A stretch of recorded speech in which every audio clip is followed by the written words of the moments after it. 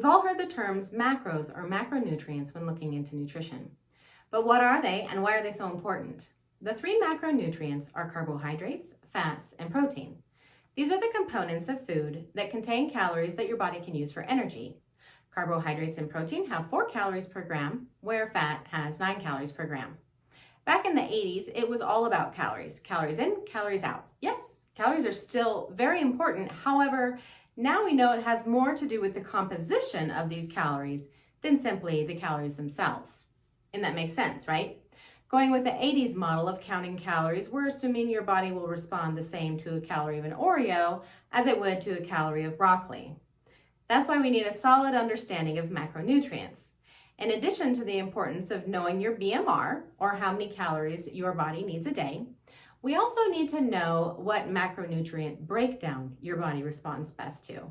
And this depends on your goals. Are you trying to lose weight, maintain weight, gain muscle?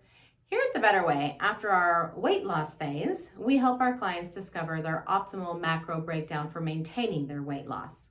And if for any reason they deviate from the plan, for example, during the holidays, we also determine their weight loss macro breakdown. For example, someone's weight maintenance macros may be 40-30-30, meaning 40% carbs, 30% protein, and 30% fat. But their weight loss breakdown might be 20-50-30. At first, it feels like a lot to track your meals and such, but when you know your numbers, you have incredible confidence in your ability to maintain your healthy weight.